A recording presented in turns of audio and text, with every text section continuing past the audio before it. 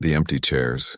The great chamber of the Galactic Council stretched out like a vast amphitheater, its crystalline walls reflecting the soft glow of 1,000 different suns. Representatives from across the galaxy took their assigned seats, their various forms creating a tapestry of evolution's endless creativity. The Zephyrians floated in their environmental bubbles, their gas-based bodies shimmering with each thought.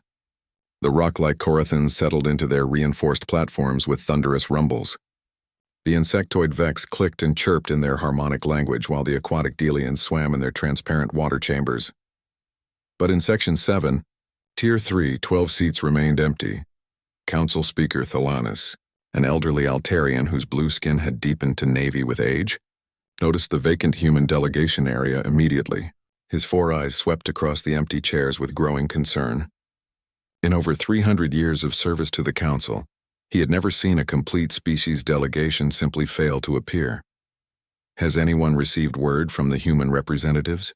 Thalanis asked, his voice carrying across the chamber through the universal translators. A murmur of uncertainty rippled through the assembled delegates. The Vex representative, her compound eyes glittering, spoke first. "No communications received from human space in 7 standard days," she clicked. "Assumed temporary technical difficulties." The Delian ambassador floating in his water tank pulsed with bioluminescent patterns. "Our trade routes through human space report normal automated responses from their beacons and stations. No indication of distress or conflict." Thalanis felt a strange chill run through his four-chambered heart. Humans were many things, but unreliable was not one of them. In their 2 centuries as council members, they had never missed a session, never failed to send their diplomatic corps to every meeting, every vote, every formal gathering. They were, if anything, obsessively punctual. "Perhaps we should attempt direct contact," suggested Representative Korthak, his massive stone body grinding as he shifted. "Humans are still relatively new to galactic civilization. They may have misunderstood the scheduling." Several delegates made sounds of agreement, though the comment about humans being new after 200 years would have drawn sharp responses from the missing human delegation. Thalanis activated the chamber's long-range communication array, sending signals directly toward Earth and the major human colonies. The response came back within minutes. Not from any human operator, but from automated systems. Cold mechanical voices repeated the same message in dozens of languages. "This facility is currently unmanned. For emergency services, please contact your local council representative." "Unmanned?" Thalanis repeated, his voice barely above a whisper. "All of them?" The council chamber fell silent except for the ambient hums and clicks of life support systems. Thalanis sent out broader signals, reaching toward every known human settlement, every space station, every mining operation and research facility scattered across their territory. The responses came flooding back, all identical, all automated, all carrying the same impossible message. Every human facility in known space was unmanned. Representative Ylara of the Centauri Federation, her silver skin reflecting the chamber's lights, stood slowly. "This cannot be correct. The humans operate over 14,000 facilities across 47 star systems. They cannot all be abandoned." "Send deep space sensors," ordered Thalanis, though his hands trembled as he spoke. "I want real-time data from human space now." The next hour passed in growing tension as data streamed in from across the galaxy. The sensor readings painted an impossible picture. Human cities were empty but intact. Their lights still burned, their computers still ran, their automated systems continued their programmed tasks. But there were no humans anywhere. On New Terra, the second largest human colony, breakfast dishes sat half-finished on tables in the capital city. Coffee still steamed in cups while automated news broadcasts continued to play to empty streets.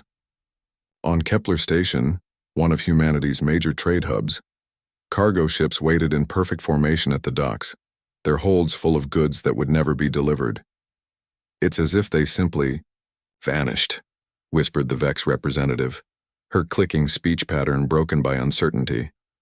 But the Delian ambassador's bioluminescent patterns flashed with disagreement. "No, not vanished. Look at the data more carefully." This was planned. He was right. As the council examined the readings more closely, patterns emerged. The humans hadn't disappeared suddenly or fled in panic. Every evacuation showed signs of careful preparation. Personal belongings had been packed and removed. Important documents and data cores were missing. Even family pets had been taken from their homes. Where did they go? Asked Korthak, his voice rumbling like distant thunder. That question hung in the air like a toxic cloud. The Council had detailed maps of every inhabited system, every known hyperspace route, every celestial body capable of supporting life. Humanity's ships were accounted for in the records, but tracking them beyond the outer rim of the galaxy would be nearly impossible. Perhaps they discovered a new habitable region, suggested Yalara, though doubt colored her words. Humans were always pushing into unexplored space, without telling the Council? Thalanis shook his head. Without any diplomatic notice? Without even a farewell message? That goes against every protocol, every treaty they signed. The reality began to sink in. Humanity, one of the galaxy's most populous and influential species, had simply left. Not just their council representatives, not just a few colonies or settlements, but every single human in known space had vanished without explanation. What kind of threat could force an entire species to abandon everything? Yalara asked, her voice barely audible. Or what kind of opportunity? The Delian ambassador pulsed, his patterns now showing deep concern. Something significant enough to make them leave behind 2 centuries of galactic civilization. Thalanis looked around the chamber at the assembled representatives. Each species brought their own perspective, their own fears and hopes to the Council. But none of them had ever faced a situation like this. In the 10,000 years of galactic civilization, species had been destroyed by war, consumed by plague, or voluntarily isolated themselves. But no species had ever simply packed up and left without a word. We need to investigate, Thalanis declared, though his voice carried little confidence. Send joint fleets to major human worlds. Interview their trading partners. Examine their last communications. Trace their supply chains. Someone must know something. But even as he gave the orders, Thalanis felt a growing sense of unease. The humans had been careful, methodical, thorough. Whatever their reasons for leaving, they had planned this exodus with the same precision they brought to everything else. As the council session dissolved into emergency committees and urgent communications, one thought echoed through every delegate's mind. If humanity had felt the need to leave so completely and so secretly, what did they know that the rest of the galaxy did not? In the empty human section, 12 chairs sat in perfect alignment facing the speaker's platform. Their abandonment seemed to carry a weight beyond mere absence. As if humanity's departure itself was a message the Council was only beginning to understand. The investigation would begin immediately. But something told Thalanis that whatever they found would change everything. In his centuries of service, he had learned that when humans acted, they acted for reasons that often became clear only when it was far too late to respond. The empty chairs seemed to watch the proceedings with silent judgment, waiting for the galaxy to comprehend what humanity's silence truly meant. The investigation. The joint investigation fleet materialized in the Sol system 3 days after the Council's emergency session. 12 ships representing 8 different species approached Earth with sensors active and weapons powered down, though the precaution felt unnecessary. The planet that had given birth to humanity hung in space like a museum piece, beautiful and utterly lifeless. Captain Varen of the Altarian flagship studied the tactical displays with growing bewilderment. Every major city on Earth showed normal energy signatures. Power grids functioned perfectly. Traffic control systems continued to direct non-existent vehicles along empty highways. Even the orbital elevators maintained their regular schedules, carrying empty cars between the surface and the abandoned space stations. "It's magnificent and terrifying," whispered Dr. Zalara, the expedition's chief archaeologist. Her Centauri heritage gave her an appreciation for precision, and what she saw in the human cities was precision taken to an almost artistic level. They left nothing to chance, nothing to decay. It's as if they wanted their civilization preserved exactly as it was. The landing team spread across Earth's major population centers, their universal translators struggling with the billions of human text fragments they encountered. Libraries stood intact with books still on their shelves. Museums displayed human art and artifacts for no one to see. Even the zoos continued to operate under automated care, though the animals seemed restless and confused by the absence of their caretakers. In New York, the investigation team found something that stopped them cold. The United Nations building, Humanity's first attempt at global governance had been converted into something resembling a vast data center. Banks of quantum computers lined every floor, their cooling systems humming quietly as they processed enormous amounts of information. What were they calculating? Asked Lieutenant Thex, his Vex mandibles clicking nervously as he studied the alien interfaces. Dr. Zilara managed to access one of the terminals using basic diplomatic protocols. The data that appeared made her 4 hearts skip beats. Files upon files of detailed information about every council species, not just basic diplomatic records, but deep cultural analyses, psychological profiles, economic assessments, military capabilities, and something labeled as moral compatibility indexes. They were studying us, she breathed. All of us. For decades. The files painted a picture of humanity that none of the council species had suspected. While humans had presented themselves as eager pupils learning galactic civilization, they had actually been conducting the most comprehensive analysis of alien societies in known history. They had mapped every species' weaknesses, documented their failures, recorded their hypocrisies. Captain Varen received the report while investigating the ruins of Geneva, where humanity's council delegation had maintained their primary offices. His blue skin paled to almost white as he read Dr. Zilara's findings. Send priority signals to all teams, he ordered. Look for anything labeled as assessment reports, judgment protocols, or evaluation criteria. The humans weren't just living among us. They were studying us like specimens. The investigation expanded to humanity's colonies and outposts. Each site revealed the same pattern of methodical evacuation and hidden research.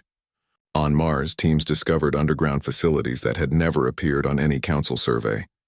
These bunkers contained manufacturing equipment for technologies that seemed centuries ahead of what humans had shared with galactic civilization.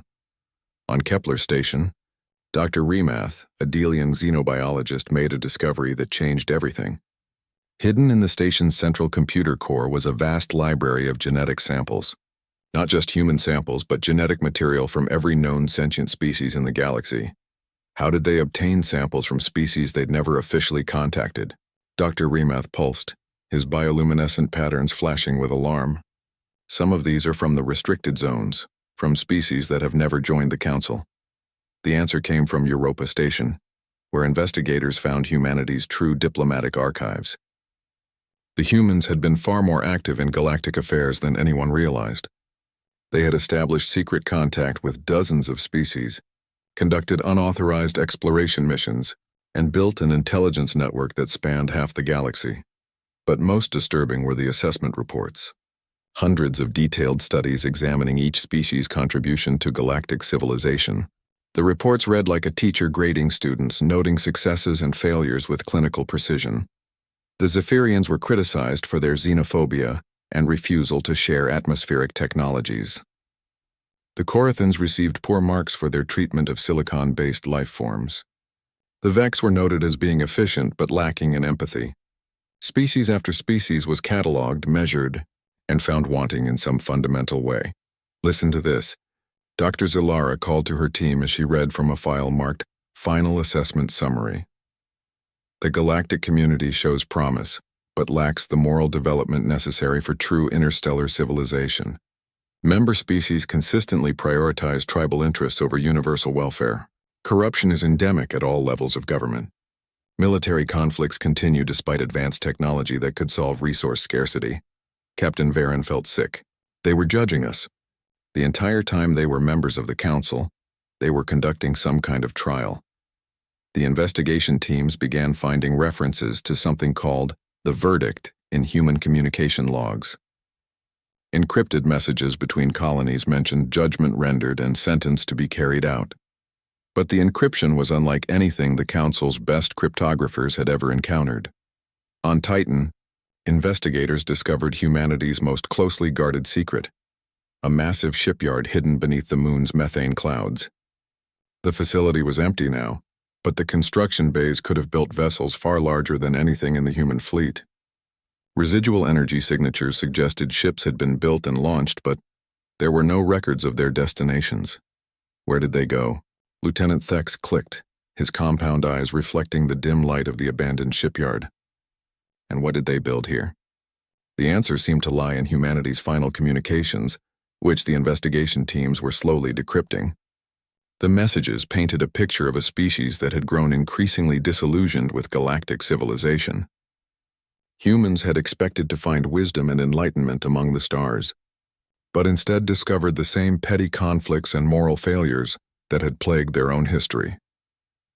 Dr. Zilara found the most revealing document in the private files of Dr. Sarah Chen, humanity's former chief xenobiologist. Her personal journal entries showed a growing sense of disappointment and responsibility. "We came to the stars hoping to learn from species older and wiser than ourselves," one entry read. "Instead, we found children playing with dangerous toys. The galaxy is full of intelligence but empty of wisdom. We cannot stand by and watch civilization destroy itself through willful ignorance and moral cowardice." The investigation was revealing uncomfortable truths about humanity's role in the galaxy. They had not been the junior partners everyone assumed.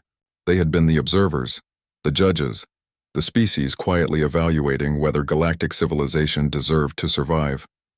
As Captain Varen compiled the final report for the Council, he realized that humanity's departure was not an escape.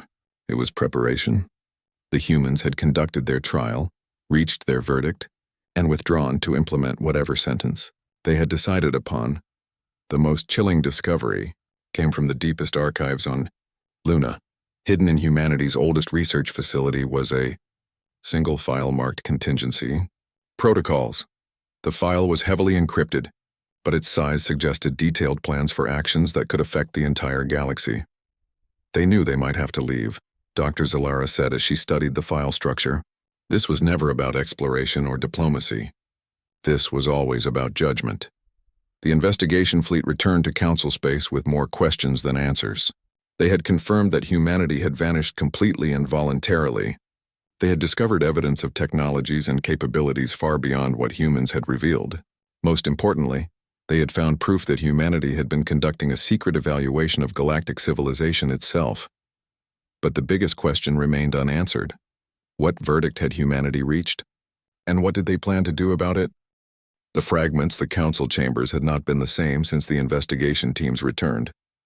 Where once delegates had focused on trade disputes and territorial negotiations, now they found themselves confronting evidence of humanity's hidden judgment. Speaker Thalanis watched his fellow representatives with growing concern as they struggled to process what the humans had discovered about their civilizations. Dr. Zilara stood before the assembled council, her silver skin reflecting the chamber's lights as she presented her team's findings.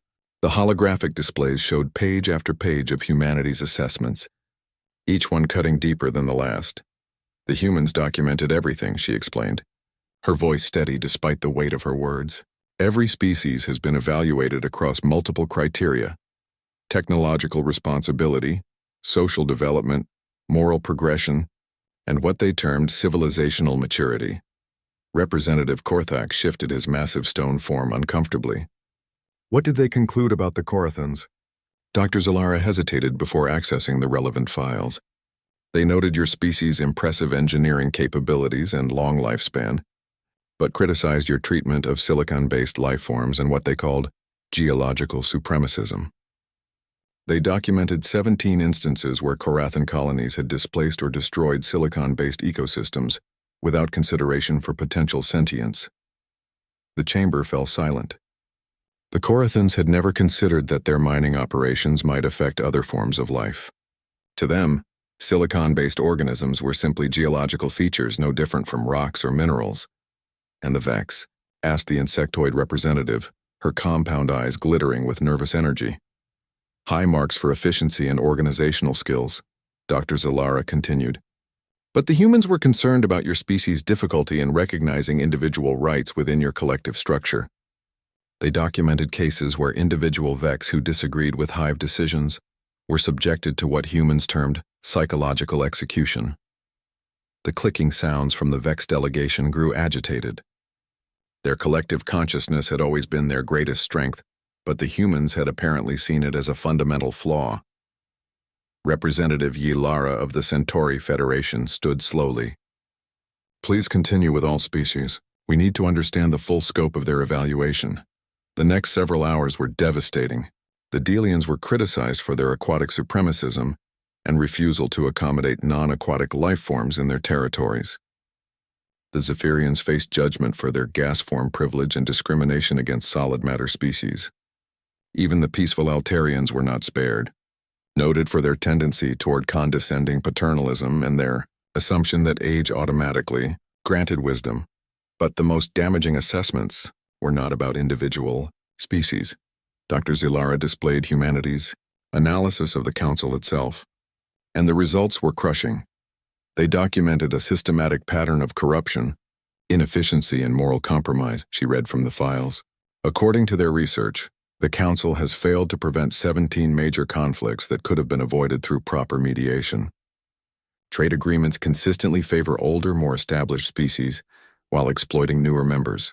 Resource allocation follows political connections rather than actual need. The evidence was overwhelming. Humans had tracked every backroom deal, every political favor, every instance where the Council had chosen expediency over justice. They had compiled a record of failure that spanned centuries of galactic governance. Speaker Thalanis felt his four hearts heavy with the weight of truth. Did they provide any recommendations for improvement? Dr. Zilara accessed another section of the files. Yes, but their final assessment was that the recommendations would not be implemented. They concluded that the current structure of galactic civilization was fundamentally flawed and possibly irredeemable. The word irredeemable hung in the air like a death sentence. It implied that humanity had not simply found the galaxy wanting, but had determined that it could not be saved.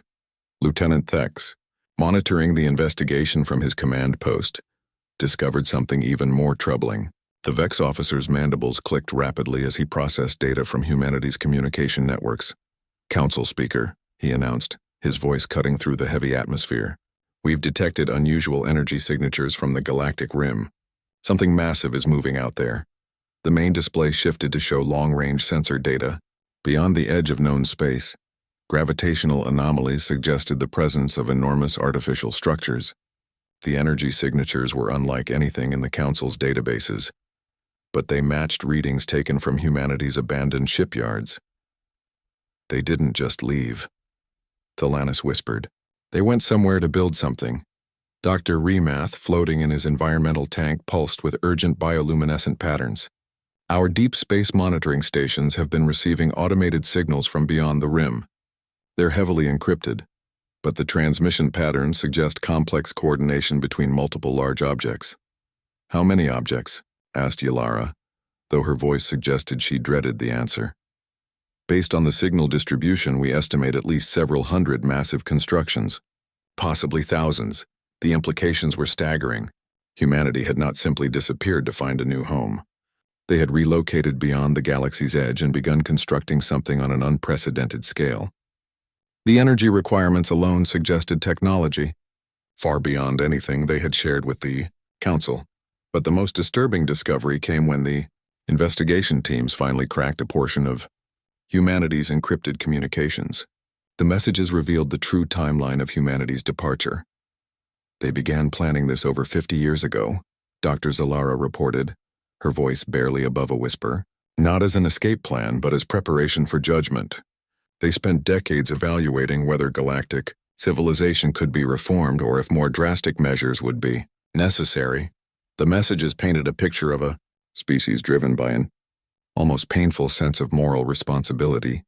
Humans had not wanted to judge their fellow galactic citizens, but they had felt compelled to do so by what they saw as the universe's need for true ethical progress. One partially decrypted message fragment was particularly chilling. "The experiment in galactic civilization has failed. The species gathered under the Council banner have proven incapable of moving beyond their base natures. They possess the technology to transform the galaxy into paradise, but lack the wisdom to use it responsibly. Intervention is necessary." "Intervention," repeated Representative Korthak, his massive form trembling slightly. "What kind of intervention requires building massive structures beyond the galaxy?" No one had an answer, but the evidence suggested that humanity's intervention would be unlike anything in galactic history. The scale of their preparations implied capabilities that could affect entire star systems, possibly entire sectors of space. As the Council struggled to process these revelations, Automated signals began arriving from humanity's abandoned facilities. These were not the standard unmanned facility messages they had been receiving. These were something new. The signals were brief but clear. Judgment rendered. Sentence pending. Prepare for implementation. The messages arrived simultaneously at every major council facility, every capital world, every military installation. They came from humanity's old communication networks, but the timing and coordination suggested remote activation from somewhere far beyond the galactic rim. "They're coming back," Thalanis said, though the words felt like sand in his throat, but not as the humans we knew. The investigation had revealed the truth. Humanity had not abandoned galactic civilization. They had judged it, found it guilty of fundamental moral failure, and withdrawn to prepare for whatever sentence they deemed appropriate. The galaxy waited in growing terror for humanity's return, knowing that when they came back, they would not come as friends or even as conquerors. They would come as judges delivering a verdict that had been 50 years in the making. The empty chairs in the council chamber now felt like accusers, silent witnesses to the moral failures that humanity had so carefully documented. The galaxy had been tried in absentia, and the verdict was about to be delivered. The revelation, the breakthrough came from an unexpected source. Dr. Elena Vasquez, a human xenolinguist who had been conducting research on a remote archaeological site when humanity departed, had been stranded in Zephyrian space for 3 months. When the council finally located her, she became their only direct link to understanding humanity's true intentions.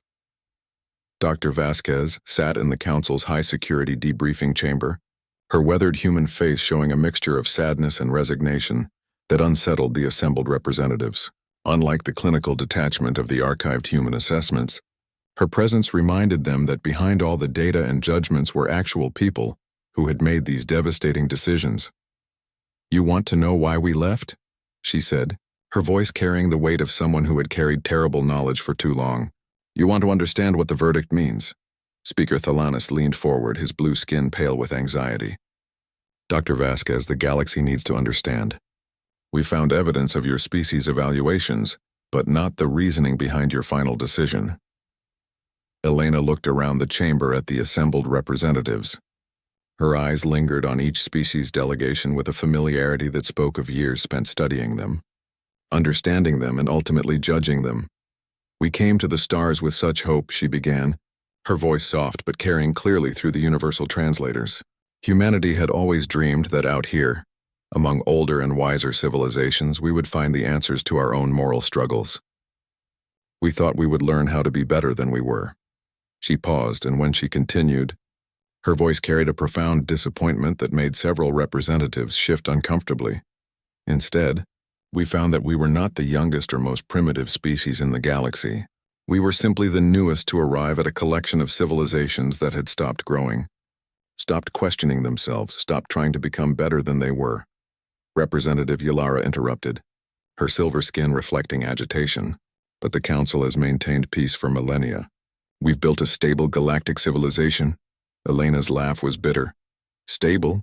You've built a stagnant pond where the same species make the same mistakes century after century, while the Council's bureaucracy ensures that nothing ever really changes. You've confused the absence of total war with the presence of peace." Dr. Zalara activated her recording devices, recognizing that this conversation would be studied for generations. What did humanity expect to find? "Growth," Elena replied simply. "Moral evolution. Species that had learned from their mistakes and transcended their base natures. Instead, we found the Corathans still treating silicon-based life as disposable resources after 3,000 years of contact with other forms of consciousness. We found the Vex still suppressing individual thought within their collectives. We found every species locked into patterns of behavior that they had established millennia ago." The chamber fell silent except for the ambient sounds of life support systems. Elena's words struck at the heart of galactic civilization's greatest pride, its age and stability. "The Council archives show continuous progress," protested the Delian representative, his bioluminescent patterns flashing with defensive energy. "Technologies have advanced, territories have expanded, knowledge has grown." "Technical progress, yes," Elena agreed. "But moral progress? Ethical evolution?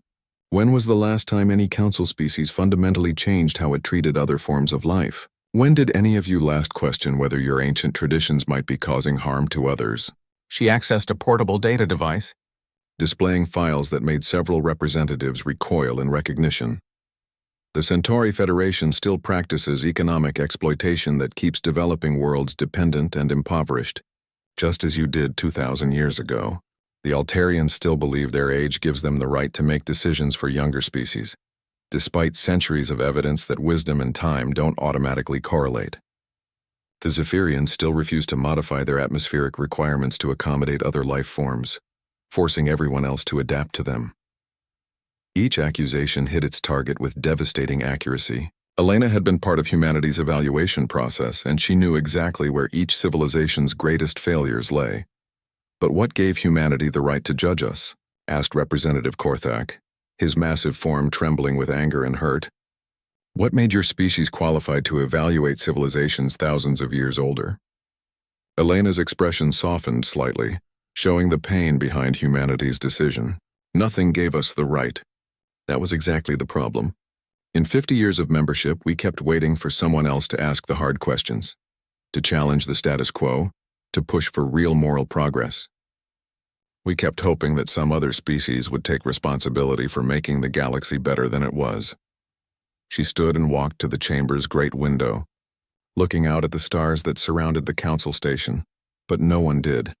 Every species was content with maintaining their current level of development, their current relationships, their current understanding of right and wrong. The galaxy was full of ancient civilizations that had stopped growing, stopped questioning, stopped trying to become better.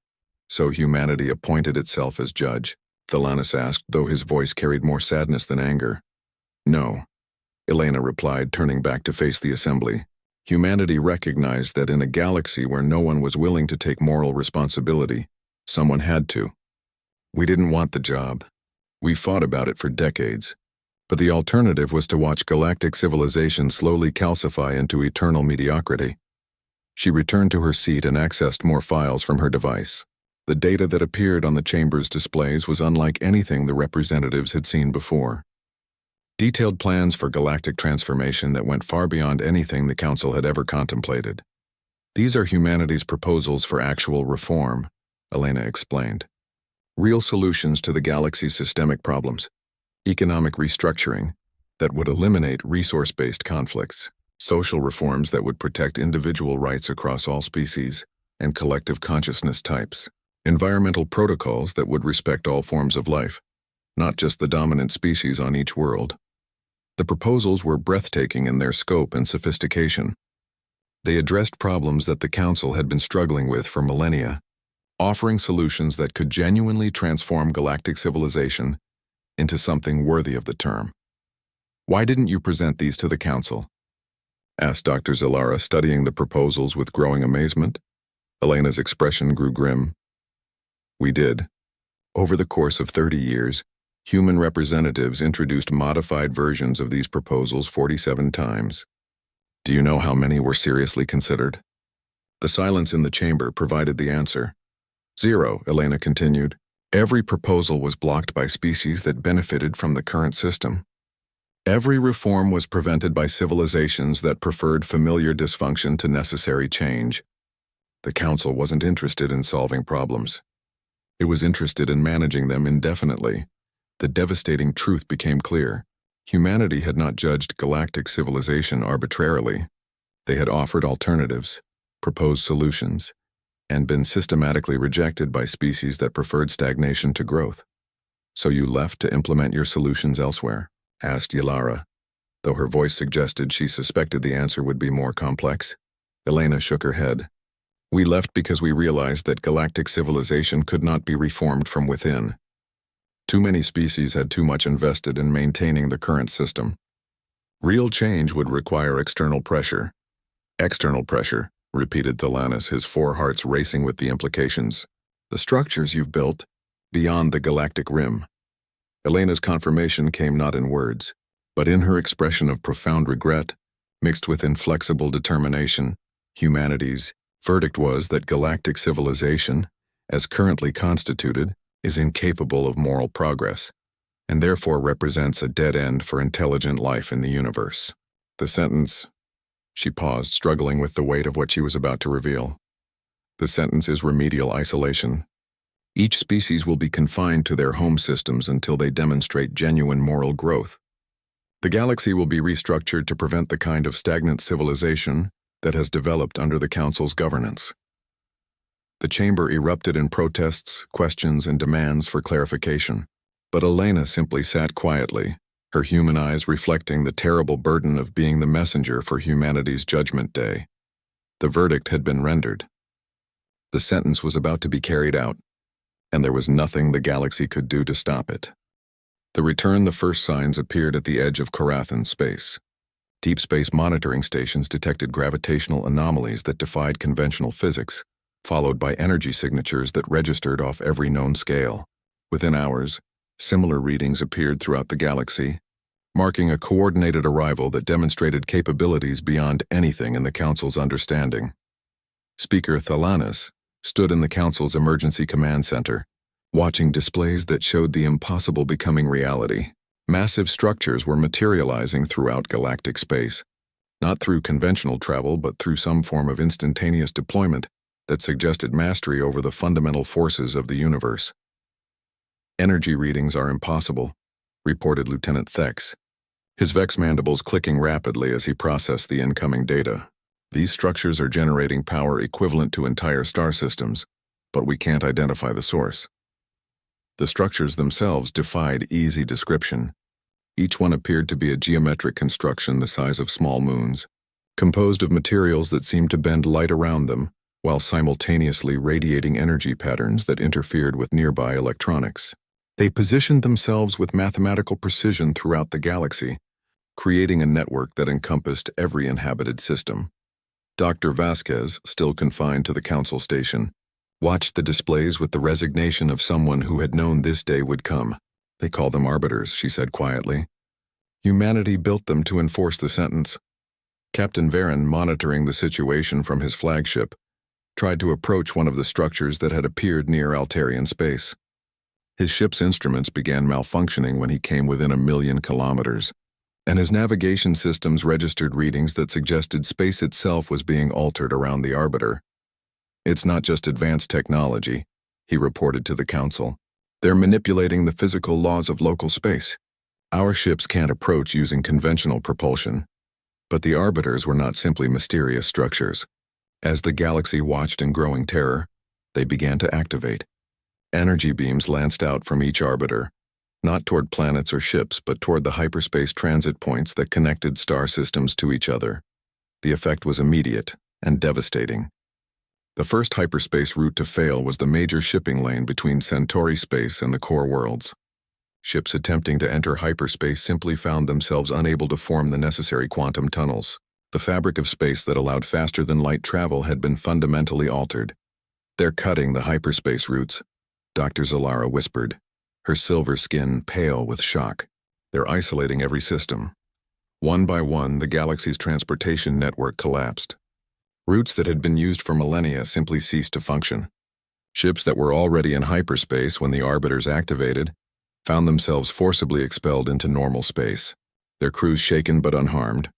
Representative Korthak's massive form trembled as reports came in from Carathan colonies. "Our outer settlements are completely cut off. No hyperspace communication, no travel routes. They're stranded." The pattern became clear with terrifying efficiency. Humanity was implementing exactly what Dr. Vasquez had warned them about: remedial isolation. Each species was being confined to their home system, cut off from the galactic community that had defined civilization for thousands of years. But the isolation was not random or cruel. The arbiters allowed certain types of traffic to pass: emergency medical supplies, humanitarian aid, and what appeared to be educational materials. Ships carrying weapons, military personnel, or government officials found themselves unable to access hyperspace. Trade vessels loaded with luxury goods or resources extracted from alien worlds were similarly blocked. "They're not trying to cause suffering," realized Dr. Remath, his bioluminescent patterns showing a mixture of fear and grudging admiration. "They're forcing each species to become self-sufficient and examine their dependencies on others." The Council tried everything. Military fleets were dispatched to attack the arbiters. only to find their weapons completely ineffective. The structures seemed to exist partially outside normal space, making them untouchable by conventional means. Diplomatic signals were sent toward human space but received no response beyond automated acknowledgments. As days passed, the true scope of humanity's intervention became clear. The Arbiters were not just isolating star systems, they were fundamentally restructuring galactic civilization. Species that had relied on exploiting others found themselves forced to develop sustainable internal economies. Civilizations that had avoided difficult social reforms because they could import solutions from elsewhere had to confront their own systemic problems. The Centauri Federation, cut off from their network of dependent worlds, had to face the reality that their economic system was built on exploitation. The Corathans, unable to import resources from other systems, were forced to develop more sophisticated relationships with the silicon-based life forms they had been treating as disposable materials. But perhaps most significantly, the Council itself became irrelevant overnight. With no way for representatives to travel between systems, the galaxy's central government simply ceased to function. Each species was left to govern itself according to its own values and capabilities.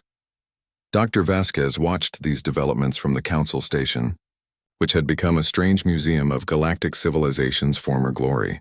The representatives who remained were those who had been attending sessions when the isolation began, now stranded together and forced to cooperate simply to maintain their shared facility. "How long will this last?" asked Thalanis, his voice showing the strain of watching his life's work dismantled in a matter of days. Elena accessed her data device one final time, revealing information that humanity had apparently wanted the Council to eventually discover. The isolation will remain in place until each species demonstrates genuine moral progress. The Arbiters are equipped with sophisticated evaluation systems that can detect real changes in social structures, environmental policies, and ethical development. "And if we refuse to change?" asked Representative Yalara, though her tone suggested she already knew the answer. "Then your species remains isolated indefinitely," Elena replied.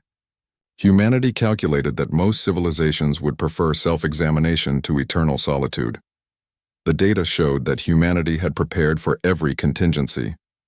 Species that attempted to circumvent the isolation through alternative technologies would find their efforts blocked. Civilizations that tried to develop weapons capable of threatening the Arbiters would discover that such research was impossible while the structures remained active. But the files also showed something else: detailed guidelines for the kind of progress humanity expected to see. The requirements were specific and measurable, focusing on genuine reforms rather than superficial changes. Species had to demonstrate real growth in their treatment of other life forms, their management of resources, their protection of individual rights, and their commitment to peaceful coexistence. "They're not asking for perfection," Dr. Zalara observed as she studied the requirements. "They're demanding genuine effort toward improvement." Some species adapted quickly. The Delians, whose aquatic nature had always made them somewhat isolated anyway, used their forced confinement to develop new forms of art and philosophy. The Vex began experimenting with individual expression within their collective consciousness, discovering that diversity of thought actually strengthened their communities. Others struggled.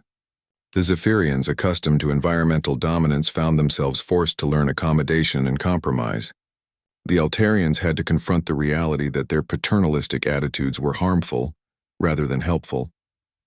As months passed, reports began to filter back to the Council station through the limited communication channels the Arbiters allowed. Some systems were making remarkable progress, restructuring their societies in ways that addressed fundamental problems they had ignored for centuries. Others remained stubbornly resistant to change, apparently preferring isolation to self-examination. "Will humanity ever return to normal galactic society?" asked Thalanis during one of their regular discussions about their situation. Elena looked out at the stars, many of which now hosted isolated civilizations struggling with their own moral development. "Humanity never wanted to be galactic civilizations' judges," she said, "but someone had to take responsibility for pushing the galaxy toward real progress. If the species confined to their systems can demonstrate genuine growth, humanity will gladly return to being equals rather than arbiters. And if they can't, Elena's expression showed the weight of humanity's terrible responsibility. Then humanity will continue to serve as the galaxy's conscience until other species are ready to share that burden. The return had come, but not as conquest or destruction. Humanity had returned as teachers, forcing a galaxy that had forgotten how to grow to remember what moral progress actually meant. Whether galactic civilization would emerge from this trial stronger and wiser remained to be seen, but for the first time in millennia, real change was not just possible, but unavoidable.